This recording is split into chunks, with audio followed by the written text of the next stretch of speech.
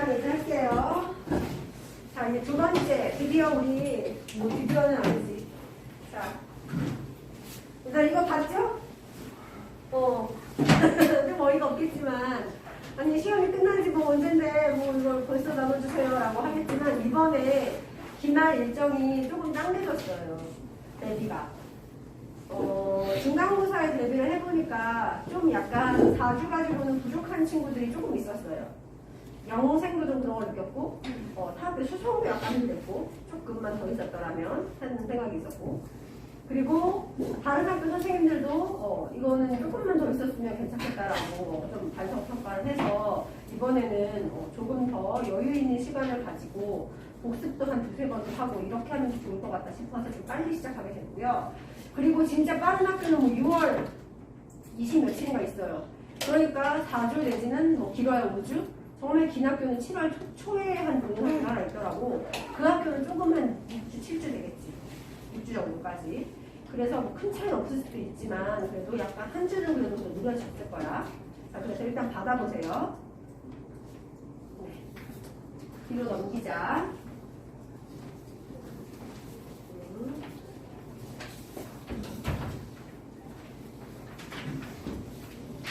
지금 앞자리 안 들어가.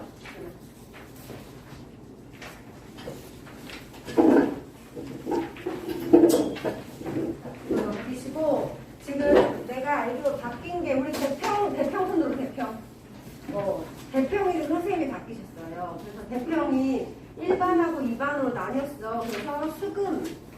자, 그래서 대평만 배수원 선생님이세요. 일단 먼저. 자, 이거 받았지? 받았으면 이 옆에 초안이라고 써있는 데 있죠? 여기다가 일단 시작 날짜를 먼저 쓰세요. 5월 24일 수요일부터 시작이야. 자, 거기에다 이거 다 여러분 종이야. 니네가 가지면 돼. 그래서 5월 24일 수요일부터 시작. 그런데 본인이 수금반이 아니라 주말반이면 5월 27일 토요일 시작이에요. 그래서 둘 다 쓰세요. 5월 24일 수요일, 5월 27일 토요일 시작. 5월 27일 토요일 시작. 그리고 이제 본인 시간을 찾아요. 그래서 나 이때네. 자, 우리 그동안 한 번씩 봤으니까 알겠지, 그치? 그래서 본인이 지금 반이 2개가 있는 학교가 꽤 있어요. 영국, 수성, 장안, 대평 이런 학교들은 이제 반이 2개씩이래. 그래서 반 2개도 있고 3개도 있어. 그래서 본인이 시간이 언제인지 선생님한테 지금 문자를 주면 돼요. 그래서 본인 시간이랑 해가지고 같이 자기는 요일이 수금 7시부터 수금 뭐 8시부터 10시. 그래서 그때 담당 선생님 누구 해가지고 보내주세요. 문자를 그 찾아가지고 선생님 저 못 찾겠어요 하는 친구 혹시 있을까? 혹시 주희야 숙지 어디니?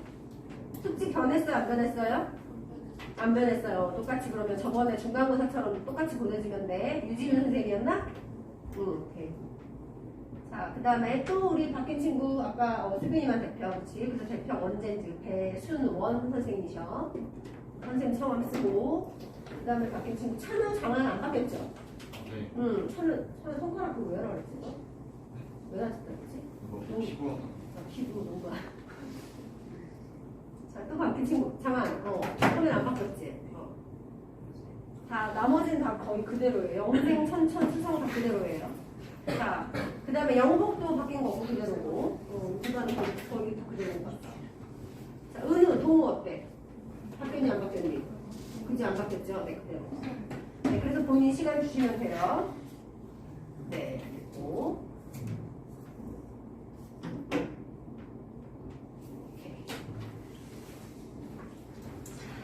그 다음에 주간학습을 나눠드리겠습니다. 일단 주간학습을 꺼내세요, 여러분. 갑자기 이글 쌀쌀한데? 되게 춥다. 얘들아, 지금 막 덥지는 않죠? 반팔 입고 그래서 잠깐 21도는 좀 너무 오간 것 같다. 바람이 좀 너무 세고. 자, 주간학습 이름 썼나? 꺼내보시고. 자, 그 다음에 또 한 번만 문제 더 주세요. 내일 것까지 먼저 주자. 그리고 일단 우리 다음 주부터 알려줄 소식이 하나 있어요. 지금 학원이 7층에도 강의실이 생겼어요. 그러니까 교무실이나 이런 건 전부 2층 그대로 있어. 근데 강의실이 지금 부족한 상황이라 강의실이 더 생겼어요. 그래서 7층으로 다음 주부터 와야 돼. 다음 주 부터라고 하면 안 돼요. 다음 주. 왜냐면 아직 시험 대비 강의실 아직 안 나왔거든. 그러니까 다음 주 한 주는 늘 오던 이 강의실로 들어오면 안 돼. 알겠죠? 그러니까 이거 미리 얘기하는 거야. 그래서 다음 주 강의실을 먼저 말할게. 우리 다음 주는 이 강에서 제일 큰 강의실이야. 우리 여기까지 필요 없는데 참. 56명 들어갈 수 있는 강의실이 하나 있어요. 네, 그래서 702호예요. 이거는 꼭 쓰세요. 다음 주. 702호. 알겠지? 그러니까 무슨 얘기냐면 평소 오던 시간보다 좀 더 서둘러야 된다는 거. 왜? 엘베가 안 와. 그치? 그러면 어떻게? 걸어와야 돼.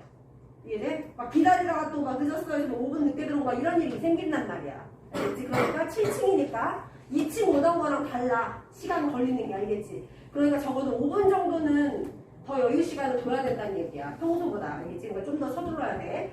이렇게 다음 주에 오시고 그 다음에 내일 올 때는 문법 알지? 그리고 뭐고 13일 풀었는지 확인하고 내일 거까지 요거까지 주세요.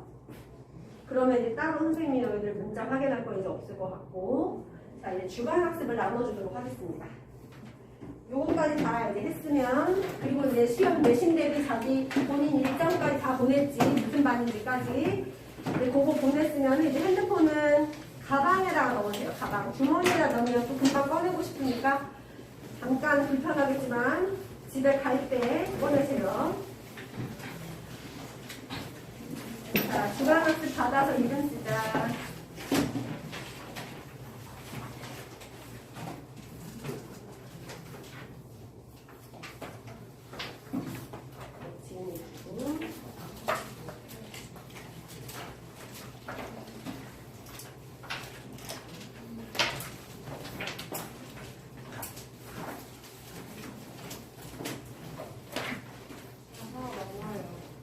남아요?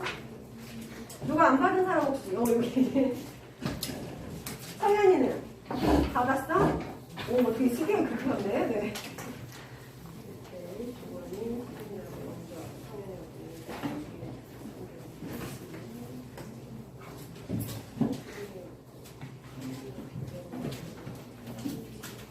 성현이 자, 좋습니다. 얘들아, 이제 오늘은 윤동주 시인과 만나는 날이에요. 조금 설렙니다. 설레고 떨립니다. 자, 이 시인은 참 훌륭한 분이라 멋있는 분이라. 자,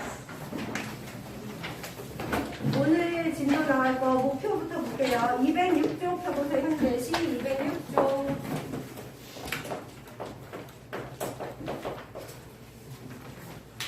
자, 오늘 배우는 작품 제목만 한번 쭉 열거를 한번 해보자. 넘기면서 하나씩. 자, 206쪽 73번 길, 74번 서식, 75번 쉽게 쓰여진 시, 그리고 76번 자화상. 여기까지 1교시에 할 거예요. 그리고 난 다음에 넘겨봐. 푸른 곰팡이 한식시 1 있죠? 얘는 안 합니다. 넘어갈 거야. 그 다음에 이제 타임어택을 보고 2교시에 78번 거울. 여기까지 할 수 있더라. 원래 오늘의 목표는 그 뒤에 빼앗긴들에서 보는 오는 것까지였어요. 219까지. 근데 아빠는 진도 나가다 보니까 어머니? 목이니? 네. 자, 그래서 오늘 아마 217쪽까지 할 수 있을 것 같아요. 그래서 그 217쪽까지 동그라미 하면 된다. 217쪽에 오늘 날짜 쓰세요. 5월 13일. 5월 13일 토요일. 문제까지 다 풀 수 있더라고. 그래서 오늘 여기까지 다 끝낼게요. 그치? 그리고 참 미안해. 내가 여기다 쓸게. 이따가 나중에 쓰자. 타임어택 그거 줄 때 5월 21일 정기고사 있어요. 근데 얘들아 이거는 되게 좋은 습관인 게 뭐냐면 우리가 고2 이제 고등학교 1학년이잖아. 그러니까 컴사는 항상 2개 정도는 넣고 다니세요. 본인이 학교에서도 시험 보다가 이게 안 나와. 그럼 어떻게 친구한테 빌릴 수 없잖아. 시험 보는데. 그러니까 항상 예비로 2개씩 넣고 다니지. 샤프 같은 것도. 그래서 컴퓨터 미리 준비해서 5월 21일 날 저 시험은 반배치의 의미가 있는 시험은 아니야. 반배치는 언제 할 거냐면 기말고사 보고 난 다음에 이제 그때 이제 정기고사 본 걸 가지고 그때 이제 성적별로 반배치를 다시 할 거고 이번에는 그런 건 아니니까 6월 1일 날 환경평가 보는 거 알죠? 그걸 대비해서 보는 시험이에요. 그러니까 미리 좀 준비를 해오고 그 다음에 미리 이미 시험지는 나왔어요. 근데 1등급 커트라인이 84야. 그러니까 꽤 이번에도 만만치 않게 어렵다 이런 얘기지. 근데 3월 거는 커트라인이 96이었나 97이었나 그래. 그러니까 3월 거는 비교적 쉬웠던 편이야. 근데 이번 거는 조금 많이 아마 어려울 거야. 그래서 한번 준비를 뭐 따로 할 건 없으니까 마음의 준비만 알겠죠? 다음 주에 해오면 됩니다. 자, 그러면 이제 오늘 윤동주시 처음부터 한번 들어가도록 할게요. 자, 73쪽. 73쪽 63번 길. 자, 얘들아, 윤동주는 무슨 시인으로 꼽히는지 아니? 1940년대 저항 시인으로 꼽혀요. 우리의 대표적인 저항 시인 그러면 두 명이야. 윤동주와 이육사 정도. 물론 초반에 한용운도 있고 하지만 40년대 말까지는 이제 윤동주와 이육사를 삼아요. 자, 이 윤동주는 어떤 삶을 살았는지, 이 시는 뭔 시인지 아직 수능이 안 나왔다 얘는. 자, 그러면 얘는 이제 뭔 말을 하는지 왜 옆에 보세요. 힌트가 없어. 윤동주는 대부분 대한민국 모든 사람들이 알아요. 그리고 이 사람의 삶까지 웬만하면 다 알아요. 그렇기 때문에 하지만 우리는 또 모르는 친구들이 많겠지. 그치? 선생님이 필요한 정보들은 수업을 하면서 중간중간에 설명을 해주도록 할게. 자, 이 길은 뭐냐면 우리가 제목을 딱 봤을 때 길이네. 그럼 인생길을 의미할 수도 있겠네. 뭐 이런 생각을 한번 할 수도 있을 것 같고 또는 대평로, 뭐 정자천로 이러면서 도로. 그죠? 과학적으로 물리적으로 도로를 생각할 수도 있을 것 같아. 그죠? 어떤 의미인지 한번 뭘 얘기를 하는 건지 한번 내가 소리내서 읽어볼 테니까 여러분들은 읽어가면서 내가 마지막에 다 읽고 나서 질문을 할 거야. 처음에 잃어버렸다고 시작을 하거든? 그럼 여러분은 뭘 찾아야 되겠어?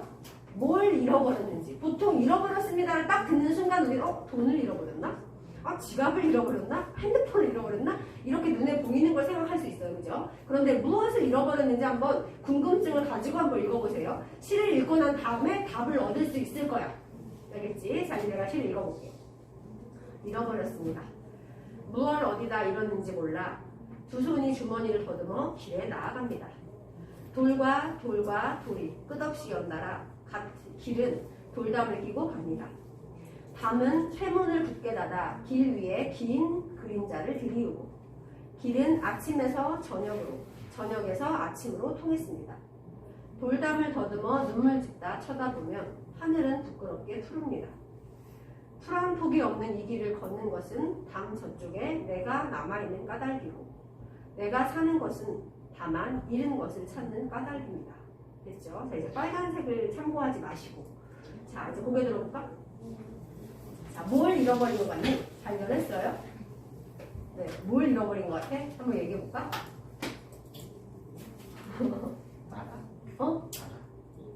나라.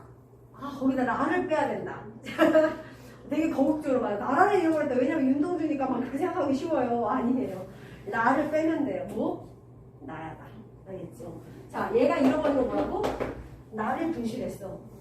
야, 이 특이한 얘기가 어딨냐. 근데 이번에 이제 우리 천천고에서는 수부제기가 또 쉬운 범위였죠. 그래서 이제 뭔 말인지 잘 알 거예요. 본질적 자아, 현상적 자아가 있어. 수부제기를 안 배웠더라도 우리가 항상 살면서 느껴요. 내 안에는 너무 많은 내가 있지 않니? 그죠? 학원에서의 너희들의 모습, 친구들이랑 있을 때 모습, 엄마 아빠랑 있을 때 모습 어때? 100% 똑같은 사람 한 명도 없을걸요? 그죠? 사람은 다 사회적인 자아가 있단 말이야. 그래서 학원에서는 되게 조신한 척 수업 열심히 듣는 척 이렇게 있지만 친구들하고 있을 때는 어때? 막 비속어 섞어서 가면서 막 활발하게 막 이야기하고 막 그러잖아요. 그죠? 그러다가 또 집에 있을 때도 엄마한테도 어때? 그렇게 시크하고 도도할 수 없어. 그죠? 이런 거야. 이게 다 우리 다 자아가 어때? 여러 가지로 막 나눠져 있는 거야. 그게 똑같은 자아는 한 명도 없어. 다 달라 사람들은. 그지? 근데 얘는 안타깝게도 내가 지금 살고 있는 내 모습하고 내가 추구하는 모습하고 뭐야? 서로 충돌하는 거야. 그래서 나는 과연 누굴까? 그러니까 지난주에도 우리 유치원의 생명에서와 바위 배울 때도 본질적인 나에 대해서 굉장히 탐구하는 시였잖아. 얘도 맥락이 같아요. 본질적인 자아로 회복하고 싶다 이런 얘기야. 그러니까 결국 인간 본연의 감정을 얘기하는 거야. 누구나 다 똑같아. 그렇죠? 너희들도 마찬가지. 우리 삶도 그래요. 진짜 나가 누굴까? 나는 뭘 해먹고 살지? 나는 뭘 해먹고 돈을 벌지? 내가 뭐에 제일 행복을 느끼지? 이런 걸 항상 고민을 해야 돼. 그게 제일 치열하게 고민할 시기가 언제야? 지금 딱 10대 마지막. 17, 18, 19. 요 3년 동안은 나를 가지고 씨름하는 시기란 말이야. 그러니까 이런 시를 배울 땐 어때? 와, 이거 완전 내 얘기인데? 이렇게 아마 공감하면서 읽을 수 있을 거예요. 그래서 윤동주의 시도 읽으면서는 오늘 공감을 좀 한번 많이 해보자. 그리고 나서 그 다음에 이상시를 하나 배우는데 이상의 시도 되게 비슷해요. 자, 그럼 이제 계속 보자. 처음에 주어도 없이 목적어, 대상, 무엇을 잃어버린 적 없이 그냥 서술어로만 딱 시작해. 그죠? 잃어버렸습니다. 그런데 우리는 처음부터 끝까지 시를 다 읽었기 때문에 알아. 그래서 첫 번째 잃어버렸습니다. 이다가는 뭐라고 쓰는데?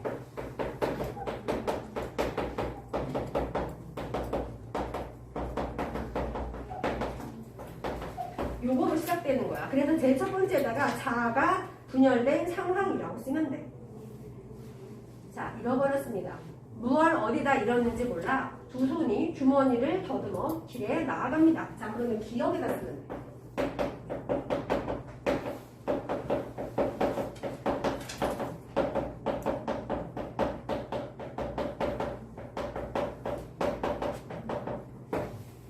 참된 자아를 찾기 위한 과정을 시작했다 이 말이야.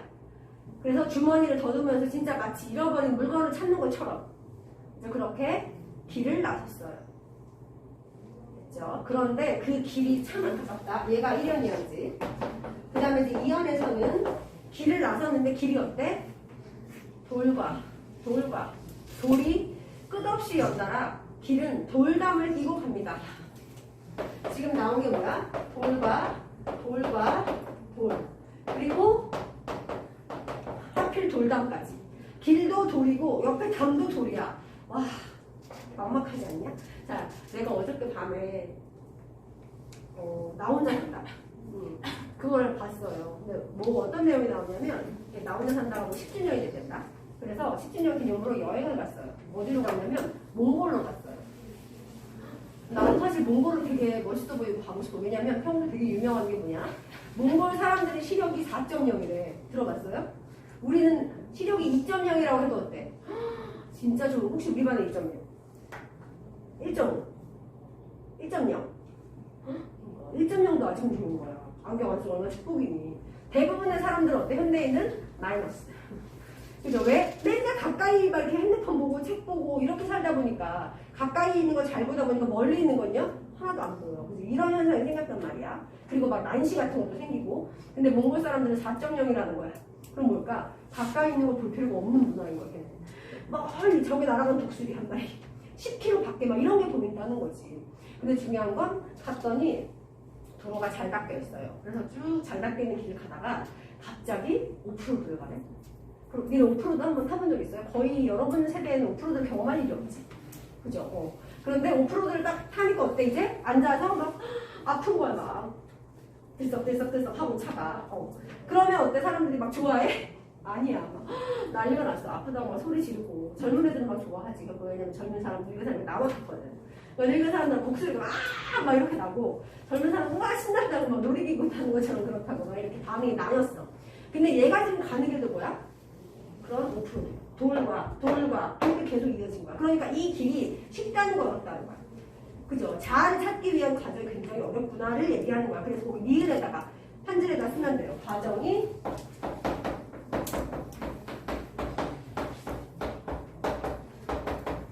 그래서 돌을 3번이나 쓰고 돌과 돌이 계속 연달아 이어서 나와. 이해했지? 그래서 여기서 나온 이 돌은 화자의 무거운 심리를 반영하는 거야.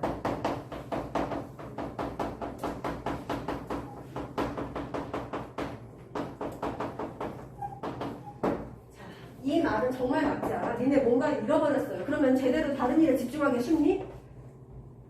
너 정말 저번 주에 선생님 저 삼각대 있잖아요. 삼각대에 제일 밑에 고정하는 조그만 나사가 하나 있거든? 그걸 지난번에 잃어버린 거야. 그래서 수업 시간 내내 수업하면서도 이 나사가 어디 갔나? 계속 그 생각을 한 거야. 1교시에. 우리 반 수업 아니고. 그래서 결국에 우리 반 수업에서는 그냥 어쩔 수 없이 삼각대 안 하고 그냥 다른 선생님의 수업을 영상 촬영해서 써야겠다 이렇게 생각하고 그냥 마음을 편히 먹었어. 그런데 집에 가서 이제 옷을 딱 벗었어요. 근데 나사가 나오는 거야. 왜냐면 그때 선생님이 주머니 있는 니트를 입었거든. 거기에 나사가 쏙 들어간 거야. 그래서 그게 싹 나와가지고 얼마나 반갑던지. 그래서 정말 잃어버렸을 때 내가 계속 수업 시간에 어디 갔어? 구석에 그래서 애들 공부 뭐 이렇게 문제 풀고 있을 때 나 막 책상 막 이렇게 하면서 막 이렇게 찾고 조그마니까 나사가 막 그러고 있었거든요. 얼마나 무거운지 몰라. 그죠? 얘도 잃어버려 내가 없는 거야. 그러니까 무거운 심리야. 그죠? 돌과 돌이 끝없이 연달아. 길은 또 돌담이야. 그러면 돌담에다 쓰세요. 얘는 첫 번째 여기 써있듯이 내가 나를 찾으려고 하는데 장애물이야. 그치? 돌담. 자, 그러면 니네 한번 해봐. 내가 주먹이 좀 세. 그래서 내가 주먹 돌담을 한번 이렇게 빡! 하면서 깼어. 가능할까? 내 주먹이 깨지겠죠. 그지? 이 돌담이라는 건 내가 깰 수 있는 대상이 아니야. 그죠? 그냥 장애물이야. 담은 근데 또 세 번째 설명해. 이 돌담에 또 뭐가 있어요? 돌은 내가 한번 깨볼까? 나 주먹 세니까 이럴 수 있어. 근데 쇠는요? 당연히 안 된다는 걸 알아. 더 세. 그죠? 그러니까 이것도 장애물 2번이야. 자, 그래서 쇠문을 굳게 닫아. 길 위에 긴 그림자를 들이우고. 자, 담이 그림자를 이렇게 들이운 거야. 그죠? 그러니까 어두운 되게 암울한 현실이야, 지금. 그래서 고뇌와 절망을 뜻하는 거야. 그죠? 뭐가? 그림자가. 시커멓잖아. 자, 그러면서 자연과 길은 아침에서 저녁으로, 저녁에서 아침으로 통했습니다. 그냥 읽으면 별 의미 없는 말인 것 같죠? 근데 잘 보자. 시간이 흐르는데 주어가 길이야. 좀 이상하지, 그치? 그러니까 이거는 뭐와 뭐를 조합한 거야, 지금?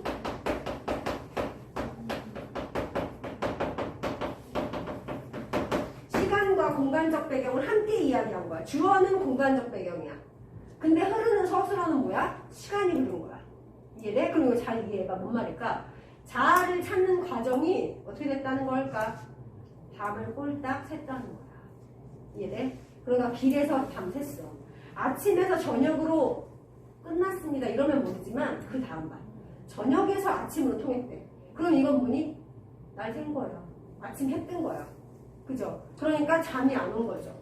그럼 니네 나 뭐하지? 예를 들어 성적이 너무 잘 나왔어. 그러면 그날 하루는 시험 끝나고 열심히 놀아. 재밌게 친구들이랑 하고 싶은 거 해. 그죠? 행복한 날이죠. 먹고 싶은 거 먹고 막 이렇게. 그 스트레스 해소를 해. 근데 중요한 건 시험을 봤는데 유례 없이 망했어. 그럼 어떨까? 그날 집에 가서 잠이 쿨쿨 올까? 그쵸? 상상도 하기 싫지 그런 거는. 그치? 인생에서 그런 일을 겪었잖아. 그럼 어때? 잠이 잘 오지 않아요.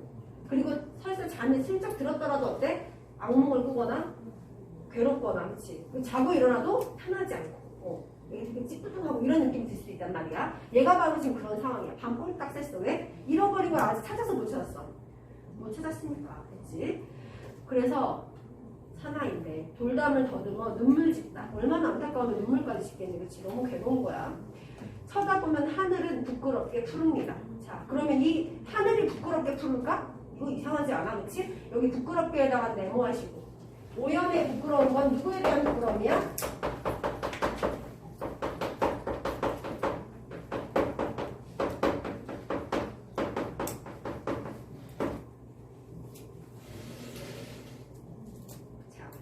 여기에서 하늘이 나왔으니까 먼저 얘기할게요. 윤동주는요, 시집이 자기가 살아 생전에 시집을 낸 적이 없어요. 그러면 이 시집은 어디에서 볼 수 있었을까? 죽고 난 다음에 그의 룸메이트랑 친구 친척들이 이렇게 모아서 작품을 만들어서 작품 집을 낸 게 유고 시집이야. 죽고 난 다음에. 근데 그 시집 제목이 뭐냐면 하늘과 바람과 별과 시야. 거기에 지금 윤동주가 추구하는 게 다 들어있지. 하늘, 바람, 별, 시. 그래서 서시에도 마찬가지. 서시에서 따와서 그 시집의 첫 작품이 서시야. 이제 이 다음 거가 서시거든. 그래서 하늘과 바람과 별이 시에 항상 나와. 서시에. 그죠? 여기서도 하늘이 나왔어. 이 하늘이 바로 뭘까? 내 양심의 절대 기준이 바로 하늘이야. 그래서 여기서도 그런 거야. 제가 나 쳐다보고 있는데. 그래서 하늘은 부끄럽게 푸릅니다. 내가 너무 부끄러운 거야. 6연. 푸른 폭이 없는 이 길을 걷는 것을 담 저쪽에 내가 남아있는 까닭이고. 자, 그럼 6연에서 많은 정보들을 우리한테 준다. 자, 풀 한 폭이 없는 그랬어. 자, 그럼 거기 일단 6연에 생명력이 있는 거야, 없는 거야? 풀이라는 건 사실 돌 사이에 비집고 펴야 돼. 돌에는 생물이 자랄 수 없어, 식물이. 그죠? 그러니까 당연히 풀 한 폭이 없어. 그러니까 이 공간은 무슨 공간이야? 실현과 고통의 공간인 거야. 알겠지? 풀 한 폭이 없는 애다 쓰면 돼. 실현과 고통. 그러면서 이제 이 길을 걷는 것은 이렇게 나왔지? 그러니까 이렇게 해석할 수 있는 거야. 실현과 고통을 겪으면서도 내가 계속 이 길을 걷는 것은 이라는 말이야. 그래서 얘는 걷는 행위에 대한 의미. 그러면 너는 왜 걷냐? 이런 거지. 이 걷는 행위에 어떤 의미가 담겼을까? 당연히 참된 자아를 발견하겠다는 의지인 거지.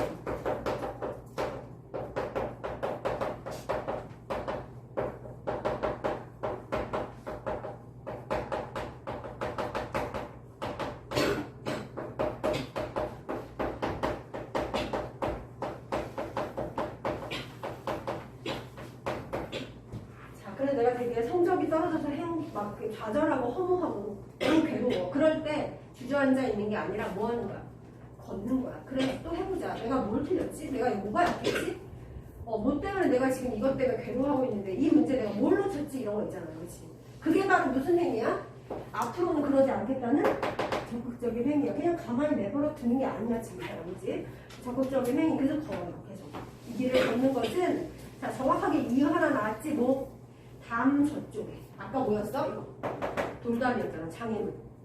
근데 담 이쪽이면 내가 있는 쪽인데 안타깝게 담 저쪽이야. 근데 돌담이야 또. 그리고 문은 뭐였어? 쇠문이야. 그러니까 내가 열기도 힘들어.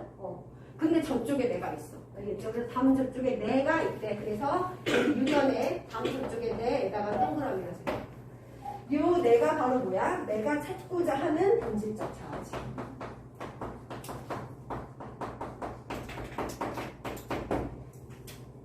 내에다가 담 저쪽에 내, 그 내에다가 참된 자, 본질적 자. 내가 남아있는 까닭이고. 그러니까 난 어때? 그럼 이런 거 요리로 바꾸면 나는 목표가 1등급이니까 지금 멈출 수가 없어. 그러니까 내가 왜 이걸 틀렸는지 계속 분석해봐야 돼. 다시는 이런 건 틀리지 않을 거야. 이렇게 하는 행위라, 적극적인 행위를 한다는 거야. 까닭이고. 그러면서 내가 사는 것은 할 때 자 이제 요 7연에 있는 내와 6연에 있는 내는 같은 내가 아니에요. 그죠? 자, 요 내는 그럼 누구야?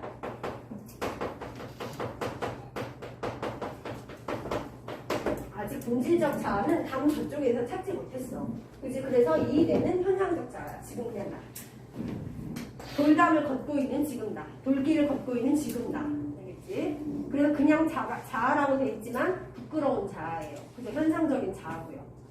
그래서 부끄러운 자아, 현상적인 자아인 내가 사는 것은 다만 잃은 것을 찾는 까닭입니다. 그래서 마지막에 잃은 것이 바로 뭐예요? 유견의 내랑 연결하는 거죠. 다음 저쪽에 나를 찾는 거예요. 그러니까 이 7연을 보면 결국 무슨 태도로 보이는 거야? 아까 유견에도 썼듯이 7연도 한 번만 더 써주세요. 이지적인 태도로 보이면 끝나는 거야. 나는 뭐해? 포기하겠다야? 아니잖아. 찾는 거라고. 그죠? 그래서 이지적인 태도. 나는 찾고 말겠다는 시예요. 근데 내용 파악됐지? 자, 그러면 이제 1번하고 4번을 한번 풀어보자. 근데 얘들아 4번 풀 때 선생님이 하나 설명할 거 있어요. 제마음에가 나왔지, 그치? 자, 그거 잠깐 설명할게. 제목부터 주세요. 자, 제마음에가 이렇게 끊어서 읽어야 돼. 자, 얘는 향가야. 위에다가 잠깐 써도 돼.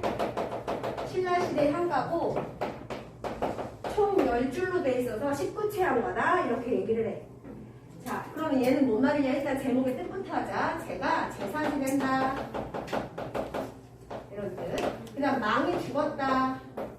그 다음 매는 누이, 가는 노래 이런 뜻이야. 그럼 해석하면 죽은 누이를 제사 지내는 노래 이런 뜻이야. 알겠지? 즉 죽은 누이를 추모하는 노래다 이런 말이야. 자, 지은이는 신라의 스님이었던 월명사가 지었어요. 얘는 1행부터 4행, 5행부터 8행, 9행부터 10행 이렇게 3단 구성이야. 알겠어? 그래서 얘가 형식적으로 중요한 이유는 시조가 몇 장이야? 시조가 장이 3개지, 그치? 초장, 중장, 종장. 그 시조의 조장이야. 시조가 왜 3장으로 지어졌지? 그걸 거슬러 올라가다 보면 19지 향가가 있다는 얘기야. 알겠지? 자, 어쨌든 이렇게 있는데, 자, 해석을 한번 먼저 해볼게요. 해석하고, 자, 생사길은 삶과 죽음의 길이지. 삶과 죽음의 길은 얘 있음에 머뭇거리고, 얘는 뭐야? 여기요. 여기 있는 뜻의 이승이죠. 이승에 있음에 머뭇거리고, 나는 간다는 말도 못 따이고 어찌 갑니까? 여기에 나 동그라미 해볼래? 누구 같냐면 얘는 하자가 아니에요. 누굴까? 죽은 누이예요. 이 나는 죽은 누이. 자, 삶과 죽음의 길은 이승에 있는데 그래서 어때? 머뭇거려. 왜? 죽기 싫은 거야. 죽고 싶은 사람 아무도 없거든. 근데 나는 간다는 말도 그럼 뭘까? 간다는 말에 밑줄 치고 두 글자를 바꿔볼까? 이응, 이응? 뭐도 못 남긴 걸까? 유언. 유언도 남기지 못하고 어찌 갑니까? 죽음에 대한 두려움, 죽음에 대한 안타까움 이런 얘기를 하는 거야. 그래서 1부터 4행까지는 죽은 누이의 죽음에 대한 안타까움 이런 얘기를 하고 있어. 그죠? 누이의 입을 빌려서. 자, 그 다음 어느 가을 이른 바람에, 이 이른 바람이 바로 누이의 이른 죽음, 즉 요절이라고 하거든. 그래서 이른 죽음을 말해. 그래서 5행부터 8행까지가 고도의 비유를 썼어. 어느 가을 이른 바람에 이에 저에 떨어질 잎처럼, 여긴 직유법을 썼지. 직유법을 써서 뭘 얘기하고 떨어질 잎이 죽은 누이를 말하는 거야. 그죠? 여기저기 떨어질 잎처럼. 그 다음에 한 가지에 쓰세요. 한 가지는 은유법이야. 그럼 은유법은 뭐야? A는 B죠. 그래서 이 한 가지는 나무로 치면 가지지만 사람으로 치면 뭘까, 은우야? 최은우? 사람으로 치면 얘는 뭐냐? 같은 부모를 말해. 알겠죠? 네, 그래서 한 가지만 쓰세요. 같은 부모. 그래서 같은 부모에게 나고 가는 곳 모르는구나 이런 얘기야. 그러니까 얘는 뭐야? 아, 참 인생은 허무하네. 같이 늘 혈육이 누나랑 나랑 붙어 같이 살았는데 얘는 근데 어린 누이라고 합니다. 자, 어쨌든 어린 동생. 자, 옛날에 그것까지 문제 내는 학교가 있었어요. 화자가. 이 누이는 화자보다 나이가 많다 어리다 뭐 이런 것까지. 이걸로 사실 알 수가 없거든요. 자, 그런데 어쨌든 일찍 죽었다는 이유로 그냥 누이라고 추측을 한 것 같아요. 자, 그래서 가는 곳 모르는구나 해서 여기까지는 부정적 정사 허무. 그러다가 자, 여기가 만약 그냥 시작이야. 그래서 그걸 보고 이렇게 얘기해. 낙구의 감탄사. 자, 이 감탄사가 바로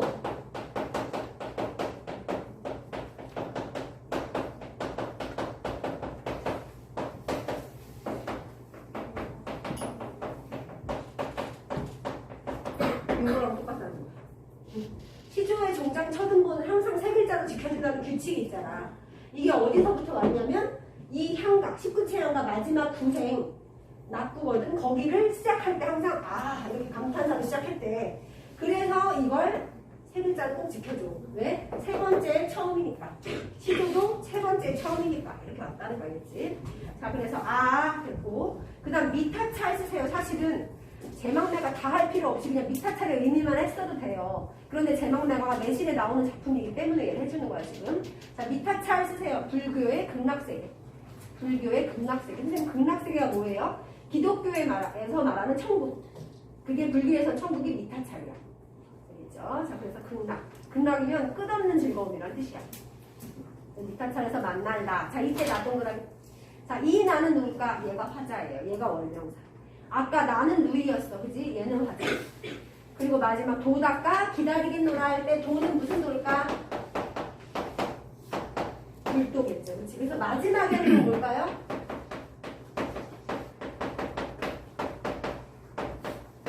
자, 앞에는 당연히 뭐? 슬픔의 종교적 극복 의지. 나는 슬프지 않아. 왜? 우리는 다시 어디에서 만날 거니까 미타찰이랑 공간에서 누이랑 나랑 다시 재회할 거니까 나는 이 슬픔을 이겨내겠어. 이런 뜻이야. 그래서 삶에 매몰되지 않고 좌절하지 않고 열심히 뭐 해야지? 불도에 정진해야지. 이런 뜻이야. 이해됐니? 네. 자, 그럼 이제 문제 1번하고 4번을 풀어보세요. 그 두 개를 다 푼 사람은 원리로 작품 정리하기 빈칸 채우고 2번하고 3번은 나랑 합시다. 문제 푸세요. 선생님 지금 돌아다니면서 여러분한테 이제 주간학습을 거둘게요. 저 뒤부터 올게. 자, 주간학습 꺼내놓으세요. 정리가 몇 개지나? 네, 일단 또 갖고 와. 너도? 영주도? 학교에 났어? 그거 어떻게 학교 못 가잖아. 다음 주에 가져와, 너.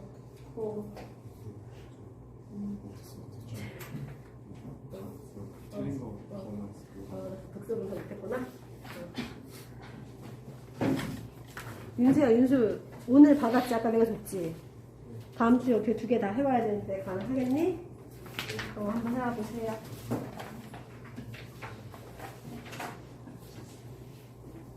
은우? 한숨 보자. 오늘 감기는 아프니? 어때? 아니, 아프진 않은 거야?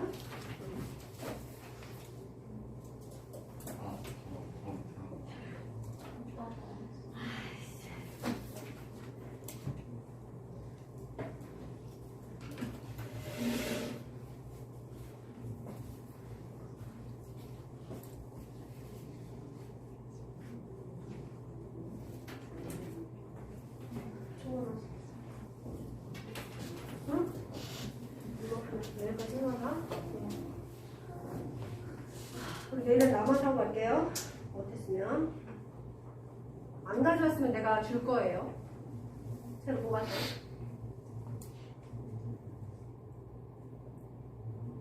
자, 문제 다 풀었나? 갈게요. 1번.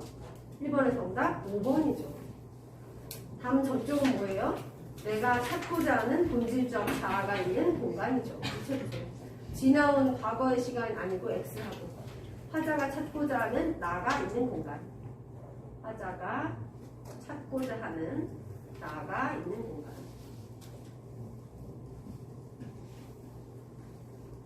됐죠? 그 다음에 4번은 좀 쉬웠네, 그지?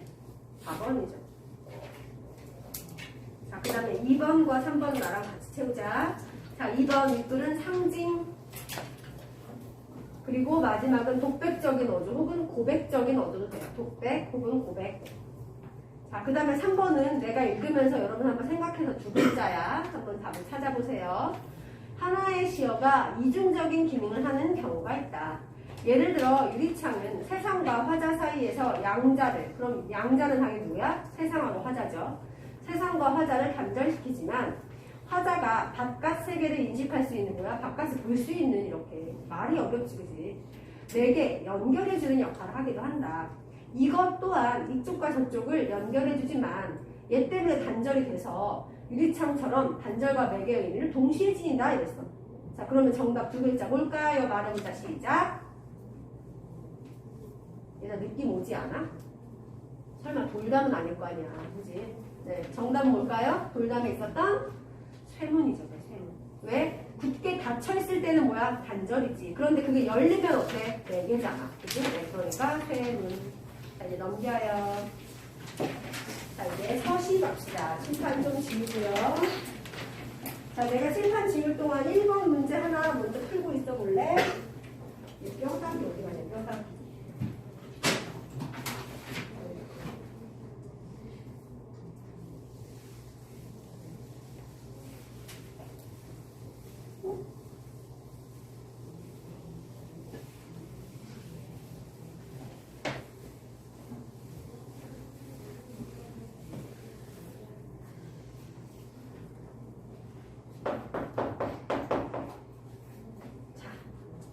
풀었니?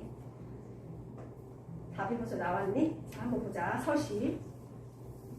얘는 벌써 두 차례 수능에 나왔어요. 1995년 수능에 한번 나왔고 2001년 수능에 나왔어. 그럼 어때? 지금 2023년이니까 충분히 가능성이 있어요. 우리가 보는 수능은 몇 년 수능이지? 2020? 우리가 6년 수능 보는 거니? 올해 보는 게 2024년이야. 내년이 2025년이에요. 우리가 내후년을 보는 거잖아. 그렇지? 우리 2026년 수능 보는 거거든? 그럼 어때? 충분히 또 가능성이 있어요. 되게 좋아하는 시간이에요. 자, 그리고 교과서에도 미래엔 교과서에 나와 있고 비상 박영민에 나와 있고 문학 교과서에도 나와 있긴 하는 작품이야. 자, 그리고 그래서 그런가 1번, 2번, 3번, 4번 중에 힌트가 되는 문제는 아무것도 없어요. 자, 그래서 그냥 한번 읽어보자. 서시할 때 서는 무슨 서일까? 우리 설명문을 3단 구성 말해봐 그러면 서도, 본문, 결미 이러거든? 그때 서야. 처음 서.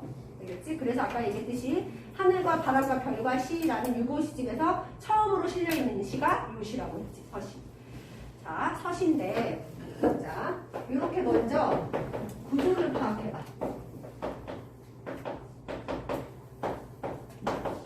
그리고 이렇게 1년은 1행부터 8행까지인데 두 개로 나눠져요. 그리고 마지막 2연이야. 2연은 그냥 9행이라고 하자.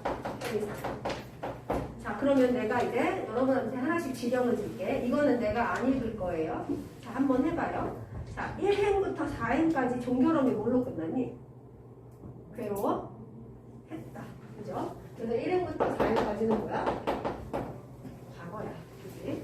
자, 그 다음에 5행부터 8행까지 또 빠르게 읽어봐. 자, 이제 과거로 빨리 쓰고. 쭉, 네. 읽어보고. 역시 5행부터 8행까지 종결음이 뭘로 끝났니? 걸어봐야 됐다잖아. 그치? 그럼 얘는 뭘로 끝났니? 미래의 시제 선어말 어미로 끝났네. 그치? 자, 그 다음에 마지막 2연이요. 9행이죠. 자, 얘는 뭐로 끝났니? 수치? 운다로 끝났네. 그치? 그럼 얘는 뭘로 끝난 거야? 그치? 그래서 이 시의 시상 전개 방식은 어때? 역순행이야. 과거 회상. 그리고 미래는 나 이렇게 해야지 삶의 의지를 다지고 그러나 현재는 이렇다 이런 식으로. 알겠지? 네, 그래서 선언 어미로도 문법에서도 그래서 가끔 예시 많이 나왔어. 얘는 과거 시제 선언 어미, 얘는 미래 시제, 얘는 현재 시제 선언 어미가 쓰였으니까. 알겠죠? 자, 죽는 날까지 하늘을 우러러. 자, 요 하늘에다가는 거기 옆에 이상적 세계, 삶의 지향성과 방향성 이렇게 써있는데 거기 하늘에 한 번만 써주세요. 상상적인 세계를 지향하는 순결의 의지.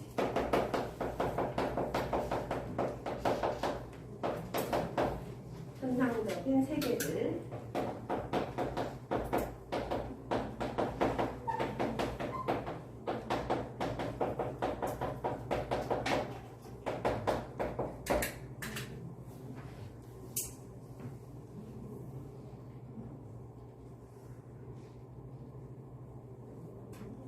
이동주가 막 영화화도 되고 뭐 얼마 전에 옛날에 무한도전인가 그런 프로 할 때도 이 윤동주의 삶을 가지고 아마 서시였던가 아니면 변해는 밤이었을까 노래를 가지고 그 시를 가지고 노래도 만들었던 게 있어요. 지금 노래가 멜로디가 하나 생각이 안 난다. 아무튼 되게 앞에 나와서 퍼포먼스 되게 멋있게 하면서 개코였나? 아무튼 좀 가수랑 이렇게 콜라보 해가지고 거기 무한도전의 멤버들이랑 같이 해서 만들었던 적이 있어. 그러니까 윤동주 하면 대한민국 모든 사람 다 좋아하잖아. 그의 시집에 하늘이 나와요. 이 하늘이 바로 뭐냐? 윤동주는 나는 깨끗한 삶을 살겠다라고 다짐한 사람이었어. 이 집에. 그래서 그 하늘이야. 그래서 죽는 날까지 하늘을 우러러. 이거야. 그래서 하늘을 우러러 한 점 부끄러움이 없기를. 그럼 이 부끄러움 뭘까? 과오겠지. 과오. 나의 삶에 잘못된 점 이런 거야. 그런 걸 남기기 싫다 이런 거야. 부끄러움이 없기를. 그래서 윤동주의 시에 키워드 뭐야? 부끄러움의 미학이라고 얘기를 해. 알겠지? 부끄러움이 없기를. 잎새에 있는 바람에도 나는 괴로워했다 했어. 이게 좀 어떻게 보면 소심하죠. 근데 실제로 윤동주 성격이 A형이었대. 근데 그 A형도 완전 소심해서 트리플 A형. 더블 A형도 아니고 트리플 A형 정도 했대요. 그래서 굉장히 성격에 완벽주의가 있었대. 그래서 바지를 입을 때요. 칼주름을 딱 세워야지 무릎이 나오는 바지는 절대 입지 않아. 완전 깔끔한 완벽주의형이야. 그리고 시어 하나를 쓸 때도 친구한테 야, 이 시어가 여기 어울릴까? 풍화작용이라는 시가 있어. 풍화작용. 그러면 풍화작용을 쓸 때는 이거 과학용어잖아. 근데 이 과학용어를 시에다 써도 되겠어? 막 이런 고민을 하는 거야. 근데 그거를 30 몇 분 몇 초 고민하는 게 아니라 2박 3일. 시어 하나 가지고. 무슨 말인지 알겠지? 그러니까 굉장히 세심한 성격의 사람이었대. 그러니까 여기 그대로 나오지. 나는 한 점 내 인생에 과오가 없기를 토네이도도 아닌 허리케인도 아닌 잎새에 있는 바람이야. 그냥 바람이 슬쩍 이렇게 불었어. 그치? 그러니까 이 잎새에 있는 바람은 뭐야? 나를 유혹하는 존재겠지. 그죠? 내가 특별한 삶을 살고자 하는데 순수하게 살고자 하는데 야, 너 잠깐 어때? 괜찮잖아. 이렇게 누군가 유혹을 해. 그럼 어때? 괴로웠다는 거야. 그거예요. 알겠지? 그러니까 화자는 지금 갈등을 너무 심하게 해요. 현재. 그치? 과거에 그렇게 살았었어. 그래서 바람에도 나는 괴로워했다. 당연히 이상과 현실에서 오는 괴리감이겠지. 그래서 거기 하늘에 있는 자 이번엔 누구를 또 그죠? 별이죠. 그럼 이 별은 뭘까요? 당연히 하늘에 있는 별이니까 이상을 동경하는 마음이겠지. 그치? 그래서 별을 노래하는 마음은 이상을 동경하는 마음.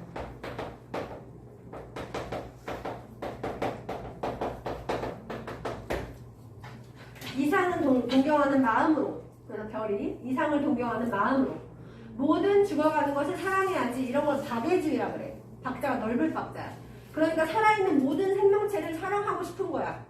그러니까 굉장히 큰 뜻을 품은 사람이지. 우리는 그래요. 나 살아있는 모든 걸 사랑해야지.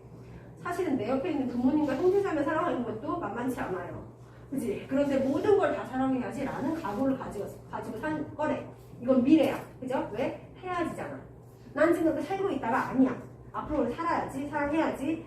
그리고 나한테 주어진 길 이런 걸 두 글자로 뭐라고 할까? 숙명, 운명 이런 거지. 나한테 주어진 숙명, 운명 그걸 소명의식이라고 해. 하늘이 나를 만든 건 백석 씨랑 되게 연결이 많이 되지 않아? 백석 씨가 그런 얘기 나오잖아. 하늘이 날 내인 건 뭐래? 내가 가난하고 높고 외롭고 쓸쓸하게 살도록 태어났다고 얘기를 했어. 그치? 운명주의론적 세계관을 가지고 있었어. 근데 이 윤동주도 마찬가지야. 내가 이렇게 태어나고 나한테 주어진 길 내가 지금 시인의 길을 선택해 가고 있는데 난 앞으로 계속 모든 생명체를 다 살아가야지 라는 미래의 다짐이야. 그치? 그런데 중요한 건 현재는 어떻다는 거야? 현재는 가만히 안 둔다는 거지. 맞죠? 우리도 그렇지. 내가 이걸 하고 싶은 게 있어. 예를 들어 난 이런 걸 해서 돈을 많이 벌 거야. 혹은 이런 걸 해서 어떤 사람들을 도울 거야. 이런 나의 삶의 목표를 정했다? 그런데 현실은 어때? 쉽니? 아니지. 현실은 여전히 게으른 나와 싸워야 되고 배고픈 나와 싸워야 되고 머리가 왜 이렇게 팍팍 안 들어가나? 그런 나와 싸워야 되고 그지? 이런 연속이야. 그래서 그 현실이 바로 뭐예요? 담이야, 담. 그치? 그리고 뭐야? 계속 현실에 뭐가 불어? 바람이 불어. 이해돼? 내가 이상으로 생각하는 건 하늘과 별이야. 하지만 나의 현실은 뭐야? 담이고 바람인 거야. 이해됐지? 네, 그래서 오늘 밤에도 별이 바람에 스치운다 해서 마지막에다 써주세요.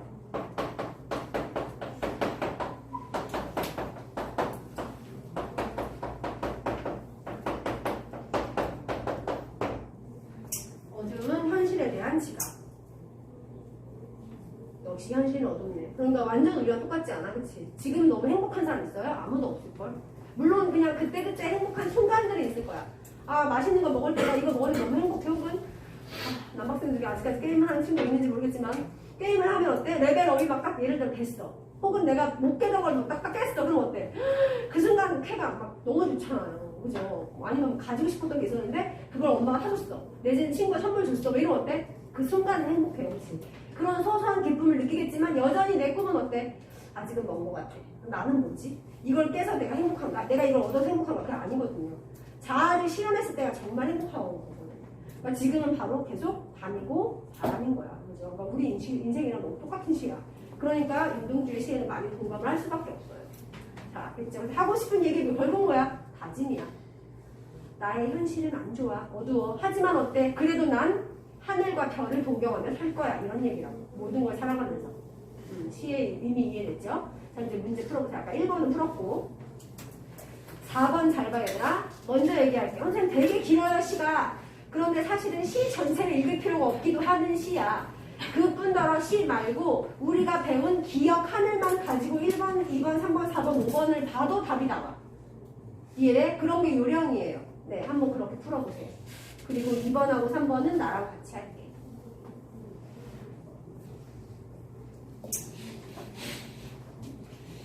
답이 나온 사람은 옆에 있는 원리도 한번 채워보세요. 빈칸.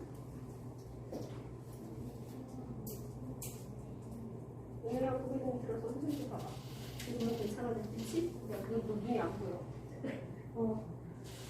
근데 여기 아픈 거 아니시죠? 오늘 몇 시죠? 1시? 몇 시에 일어났어? 몇 시간 된 거야?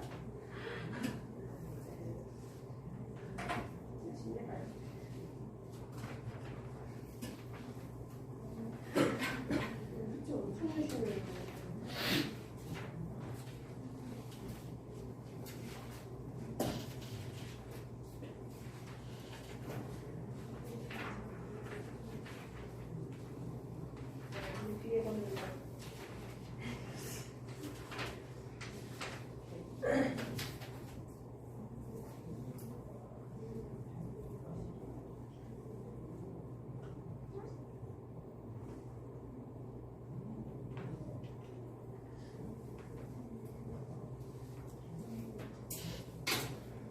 자, 다 풀었죠? 문제 되게 쉬웠죠? 자, 1번의 정답은요. 1번이지. 입새가 의지니? 아니, 나의 의지를 흔드는 유혹이지. 그렇죠? 자, 그 다음에 4번은요. 3번이죠. 아까 말했듯이 기억만 해도 답이 나와. 타협 아니야. 자연과 동화? 자연치는 아니잖아. 그 다음에 4번. 소통하려고 한 거야? 그것도 아니지. 그 다음에 무기력하는 삶을 극복하고자 하는 거야? 그것도 아니잖아. 이제 그래서 완전 답이 3번이죠. 그러면 복이 있는 거 볼 필요가 결국 없었다는 거야. 이해됐지? 네, 이렇게 풀면 됩니다. 자, 다음 2번 가자. 빈칸 완성형. 자, 이연의 별은 어두운 밤 속에서도 빛을 잃지 않으며 바람 앞에서도 결코 흔들리지 않는 외로우나 순결한 양심. 그치? 그래서 외로우나 순결한 양심. 자, 그럼 얘들아 여기에다가 그걸 가지고 이제 다시 한 번만 필기를 다시 본문으로 가주세요. 아까 이렇게만 썼잖아. 그치? 그런데 여기 나와 있는 같이 쓰는 거야. 외로우나 순결한 양심.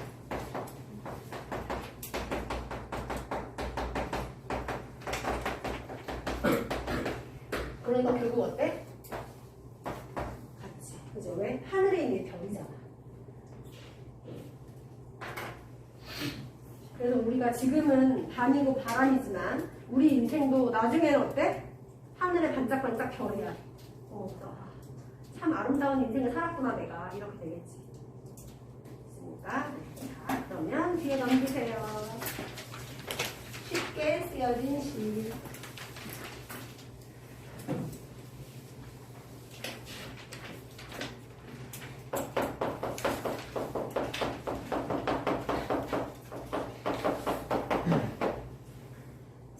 얘는 구조를 한번 먼저 보자. 그리고 3번도 한번 읽어보고 4번도 먼저 읽어보면 조금 힌트를 얻을 수 있어. 앞에보다 시가 조금 기네요 선생님. 그래서 좀 싫은데요. 이런 느낌도 있을 수 있어. 자, 그래서 힌트를 먼저 얻어보자는 거야. 자, 3번에 보기. 창밖을 보던 화자의 시선이 방 안으로 향하면서 이 시는 시작된다. 화자는 방 안팎의 풍경을 자신이 처한 현실로 인식하게 되는데 이는 자신의 내면에 대한 성찰로 이어진다. 결국 주제의식은 같네. 뭐야? 네모? 내면에 대한 성찰이야. 한동안 자신의 내면을 응시하던 화자는 다시 외부 세계로 시선을 돌리게 되는데 이 지점에서 자, 거기 물결이죠. 화자의 태도는 변화를 보인다. 그러니까 이 시는 변화의 포인트가 있는 거네. 알겠죠? 그게 어딘지를 찾으면 되는 거고. 자, 그 다음에 이제 4번 시는 또 완전 힌트야. 이 작품은 윤동주가 일제강점기 때 일본에서 유학하며 쓴 시이다. 윤동주가 일본 유학 갔나 봐. 이 시에서 화자는 자아성찰을 통해 무기력한 삶을 반성하고 현실을 극복하려는 의지와 희망적인 미래에 대한 확신을 드러낸다. 그러니까 여기서는 뭐야? 역시 반성이 나와. 근데 어떤 반성? 무기력한 삶을 사는. 그러면 천하의 윤동주도 무기력한 때가 있었나 봐. 이 과정에서 현실에 안주하고 있는 현실적 자아와 현실 극복을 지지는 이상적 자아 사이의 갈등은 뭐가 됐대? 물결누출, 해소. 그럼 얘는 뭐야? 현실적 자아, 이상적 자아 중에서 누가 이겼을까? 당연히 본질적 자아가 이긴 거야. 그래서 화해를 하게 된 거야. 그래서 두 자아는 화해를 이루게 된다. 그러니까 결국 화해된다는 얘기네. 그러면 아까 길에서는 자아를 찾지 못했는데 얘는 결국 자아를 발견해서 두 자아가 화해한다는 내용까지 발전한 거네. 어때? 그치? 같은 작품을 배우다 보니까 이렇게 알 수가 있지. 그리고 일제강점기 때 유학을 갔대요. 얘들아 잠깐 보게 들어가야지. 윤동주의 또 삶에 대해서 잠깐 얘기를 하자. 자, 우리 상식적으로 생각해봐. 일본에 유학을 가. 지금 최근은 뭐 미국에 유학 가는 거랑 비슷하겠지? 그럼 미국에 유학 갈 때 우리 이름 가지고 그대로 갈까? 예를 들어서 선생님 이름이 현주야. 근데 이 현주라는 발음을 되게 힘들어해요. 미국인들은 이 발음 되게 힘들어해요. 그래서 현대 발음할 때도 뭐라 그래? 현대가 안 돼서 막 훈다 이렇게 발음하는 사람들이 되게 특이하게. 그래서 내 이름을 그대로 발음해라. 사실 중국어로도 내 이름은 현주가 아니에요. 쥐엔주 막 이렇게 불러요. 그러니까 그 나라식의 이름이 필요하지. 그래서 어쩔 수 없이 뭐 했을까? 창시개명을 할 수밖에 없었어요. 그래서 창시개명을 하고 나서 지은 시가 뭐야? 그 하러 가던 날 참회록이라는 시를 쓰게 됩니다. 근데 그 참회록이라는 시에서도 결국 자기는 순교하겠다 혹은 순국하겠다. 그래서 나라를 위해 종교를 위해 참 죽겠다라는 결심을 하고 그리고 어쨌든 일본 유학을 가. 그리고 나는 다음에 쓴 시가 바로 이거야. 이해돼? 그러니까 창시개명을 한 거야 안 한 거야? 일본에 갔다는 건 했다는 거야. 윤동주도. 그런데 이제 죽음에 대해서 얘기 안 할 수가 없어요. 여러 가지 설이 있어. 윤동주는 어떻게 죽었나 이렇게. 근데 일본이 이제 저지른 만행 중에서 가장 유명한 부대가 하나 나와요. 731 부대. 근데 그 731 부대에서 뭘 했대? 생체 실험을 했대. 근데 그 생체 실험 이름이 마루타야. 근데 마루타 일본 뜻이 뭔지 알아? 통나무. 근데 그 통나무가 뭔 말이니? 얘는 사람이 아니야. 그냥 나무를 자르는 거야. 이렇게. 그러니까 그들의 양심 이런 걸 볼 수가 있는 거지. 그런데 일본은 섬나라잖아. 그래서 담수가 되게 부족하죠. 그래서 이 해수. 근데 바닷물은 넘치잖아. 그러니까 해수 담수화 기술 그거 개발하기 전에 혹시 사람이 정말 소금물을 먹으면 어떻게 되나 이 실험의 대상이 됐다는 얘기가 나와. 속설이 두 가지야. 소금물을 혈액에 주입했다는 설 하나랑 소금물만 먹였다는 설이 있어. 그래서 결국 윤동주가 사실 운동도 되게 좋아하고 근육질이었대. 그래서 막 울릉불릉 막 이렇게 운동만 하고 막 이런 거 트레이닝 이런 거까지는 아니었겠지만 농구도 되게 좋아하고 건장한 청년이었대. 근데 그랬던 건장한 청년이 얼마 후에 면회를 갔더니 피골이 상접했대요. 피골이 상접했다는 얘기 뭐야? 껍질하고 뼈가 붙었다는 얘기야. 근육이나 살 같은 거 하나도 없었다는 얘기야. 그러면서 감옥에 갇힌 지 얼마 되지 않아서 죽게 돼요. 결국 광복도 보지 못하고 죽게 되는 거야. 이해돼요? 네. 그러니까 너무 안타까운 현실이지. 그러니까 그런 걸 생각하고 이 시를 보면 어때? 아, 굉장히 고뇌를 많이 했군. 시인으로 살면서 또 하나 얘기만 할게. 우리가 윤동주를 지금 뭐로 기억하니? 시인으로 기억하잖아, 그치? 근데 사실은 부모님은 항상 뭘 얘기를 해? 직업을 얘기할 때 가장 부모님의 우선순위는 물론 여러분들의 행복일 거야. 그런데 행복도 있겠지만 사회적인 지위나 명성도 무시 못하고, 그리고 그보다 가장 현실적으로 중요한 건 한 글자? 아, 그래도 돈을 벌 수 있겠냐? 그게 제일 중요하단 말이야. 그치? 그래서 부모님은 시인 하겠다고 남학생이 얘기를 해. 내 아들이, 엄마 저 시인 할 거예요. 시를 쓸 거예요. 이랬을 때 그래 좋아. 내 아들 역시 생각 잘했다. 이럴 부모님 없단 말이지. 그래서 당시에 윤동주 부모님도 할아버지까지 해가지고 같이 대립을 했대. 진로 때문에.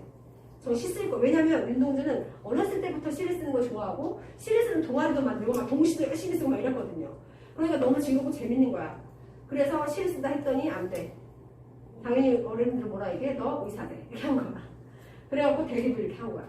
그래서 실제로 집에서 밥상도 이렇게 의사들은 집 나가. 아, 의사들은 그냥 시인들은 집 나가. 이렇게 그런 경우도 있었대. 근데 우리가 거기서 얻은 결론, 역시 부모님은 자식을 이기기 힘들구나. 왜 우리는 의사 윤동주가 아니라 시인 윤동주를 기억하잖아요. 그렇죠? 그랬던 자기 원하는 걸 했지만 어때? 지금 괴리감을 느끼는 거야. 왜 그럴까? 일본에 왔어. 내 나라를 지금 지배하고 있는 나라에 난 유학을 왔어. 되겠어요? 네, 그런 상황에서 지금 시를 쓴 거야. 되겠지? 자, 그럼 보자. 자, 1번부터. 창밖에 밤비가 속살거려 육척방은 남의 나라. 시인이란 슬픈 천명인 줄 알면서도 한 줄 시를 적어볼까. 땀내와 사랑내 후근이 풍긴 보내주신 학비 봉투를 받아 대학 노트를 끼고 늙은 교수의 강의 들으러 간다. 생각해보면 어린 때 동물을 하나, 둘, 죄다 잃어버리고 나는 무얼 바라, 나는 다만 홀로 침전하는 것일까. 인생은 살기 어렵다는데 시가 이렇게 쉽게 쓰여지는 것은 부끄러운 일이다. 육척방은 남의 나라. 창밖에 밤비가 속살거리는데 등불을 밝혀 어둠을 조금 내몰고 시대처럼 올 아침을 기다리는 최후의 나. 나는 나에게 작은 손을 내밀어 눈물과 위안으로 잡는 최초의 악수. 자, 그럼 한번 뭔 말인지. 선생님 아까 저 3번 문제에서 여기 화자가 태도의 변화를 보인다고 했잖아요. 이거 좀 발견한 것 같아요. 3번을 먼저 한번 해보자. 자, 연에다 한번 번호를 매겨볼까? 이거 총 몇 연으로 되어 있니? 앞에는 숫자만 써볼래? 1, 2, 3, 4, 5, 6, 7, 8, 9, 10 해가지고 총 연이 몇 개야? 12연이야. 화자의 형식에 대한 태도가 바뀌거든? 그 바뀌는 연을 한번 숫자로 말해보자. 지금 쭉 숫자 매기면서 여기서 바뀌나? 생각하면서 숫자를 매겨봐. 그리고 여기서 바뀌는구나? 한번 그걸 깨달았다면 숫자로 한번 말을 해보자.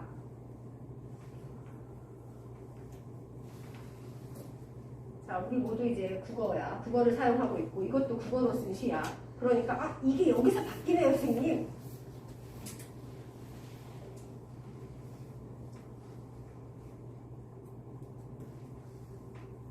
그치, 되게 뭔가 말하기가 되게 애매해요, 사실은. 그죠? 자, 그래서 내가 얘기해줄게. 먼저 선생님, 활연에서 바뀐다고요? 왜요? 뭐가 바뀌었는데요?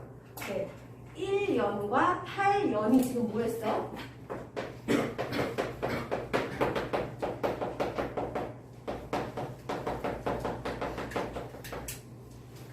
(1연하고 8연이 어때?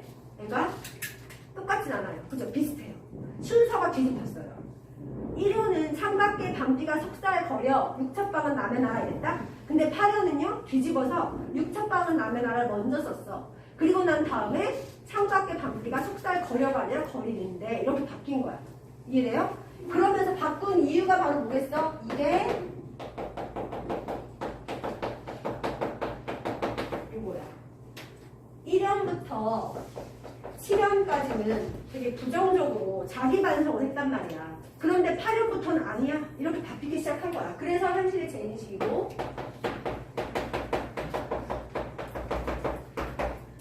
낙관식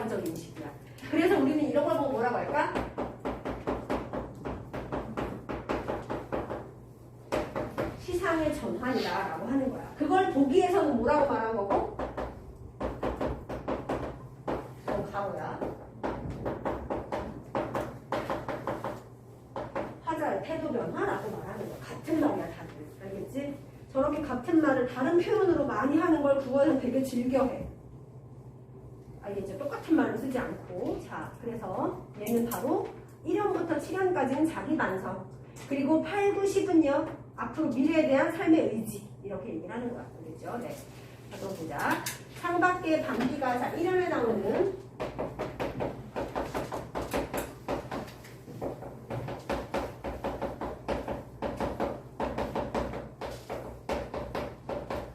자, 말은 되게 어렵게 썼어요. 시적 발상의 계기. 자, 뭔 말일까?